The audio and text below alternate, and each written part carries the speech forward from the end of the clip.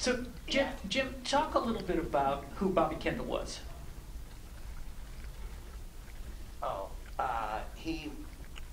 well, I don't want to talk about that. All right, talk about whatever you want to talk about.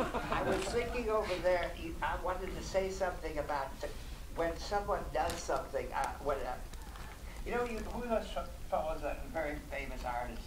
I'm an ignorant person, that you write about all the time. Jasper Johns and Ron Rush. Those guys. Anyway, about them, about that, I think you see more in what they did than they saw or may have intended consciously. And I think that's something that we maybe aren't as aware of as we could be, and that's the conscious and the unconscious. I think more comes out of me unconsciously than consciously. So when people say to me, what was your plan when there's no plan, you just stumble along. But the unconscious, I think, is telling you what to do, and is putting things there. Though you may not know it, in hindsight, someone will say, oh, well, this was that, so forth, and then you realize it was, and it isn't that I'm so ignorant that I didn't intend it, but I didn't intend it consciously. But when you see it happening all through something you're doing, whether it's a painting, a drawing, or a series of pictures you're doing, if the same thing keeps occurring, it can't be accidental. It must be that I subconsciously do something, and I don't know how I know to do that, but I did it. And for instance, the S-curve, I like the when I first started using S-curves in photographs or things I didn't realize I was using an S-curve, but there is, and it guides your eye. I don't think everyone knows about things or they teach things like this anymore, but there is a thing when you're making a photograph or a picture, you should lead the eye.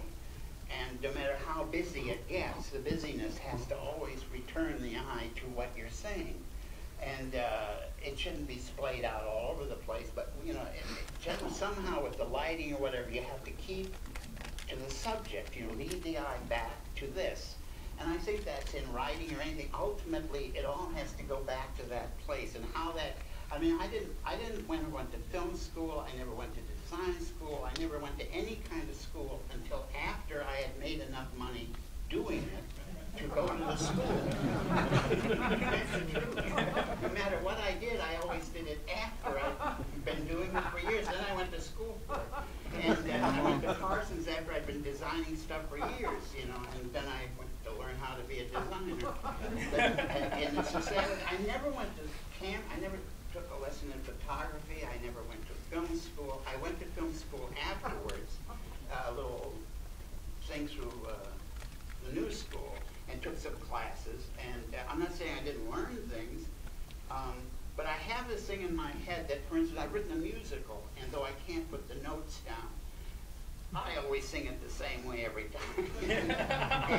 and I know what I'm doing, you know, and the thing is, I don't think you have to go to, what's it called, 60 years of going to musical theater. I mean, ultimately, you must pick up on something. Constructed in a certain way. Act one has to end with something hanging, you know. I mean, it's not like it's that hard to figure out. And when I started, there were 3 acts. Now it's 2, but, you know, I don't see why I know you have to go to school, where it's very nice if you can do that, but, you know, I haven't got really that much time left to.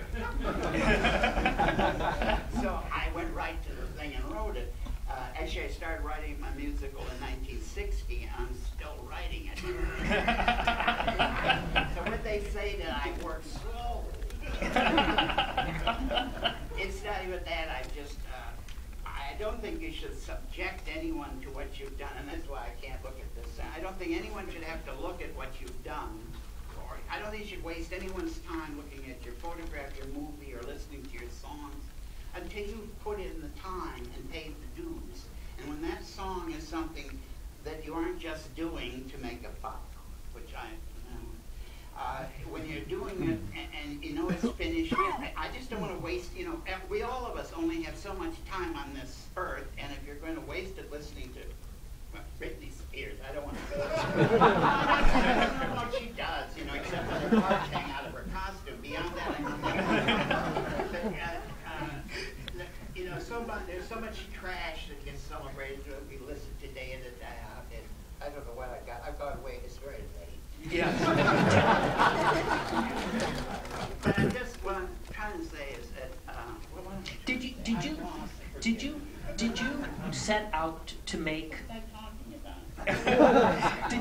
out to make a grand gay movie. How did this come about? Oh, I know. Oh, that's right. They weren't here, but you were here. Indeed, I was. Oh, I got it. And when I was doing photographs first. One of the interesting things in that book that was written about it, you know, you don't even know these things yourself when you're living through them, but Bruce Benderson pointed out that when I was doing the photography I was doing, there was no real place to show it.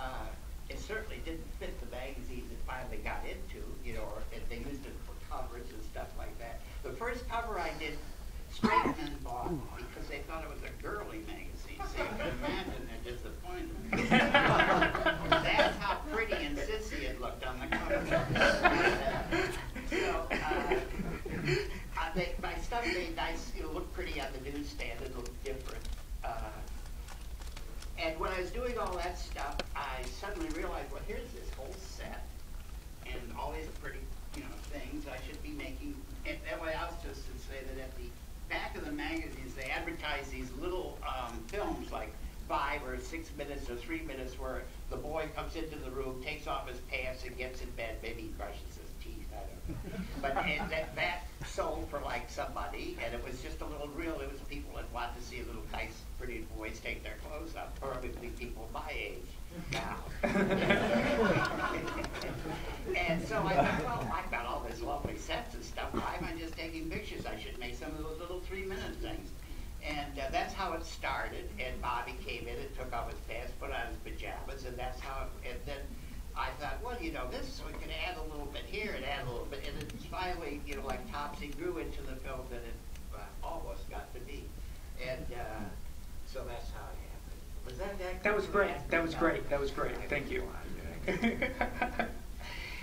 And I'm not good at sticking to the subject. When people come to me to interview me, we never get any of the questions answered. But I talk for 2 days, so I got to know what it's about. It's nothing they want to know.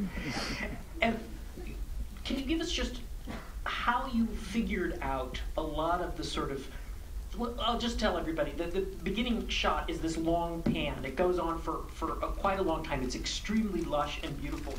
And it looks like it was filmed in one of these Hollywood sound sets. But it was filmed in an 8-foot alcove.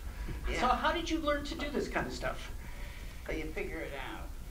Actually, I'm doing a pop-up now. And when I started, I heard all about, you had the whole pop-up engineer. And there's all this about, you know, and making a pop-up, as I've said many times, is not nuclear science. You know, it's not all that. And if you've grown up with pop-ups, you know, it's a little bit to figure out, but it's not that you need a goddamn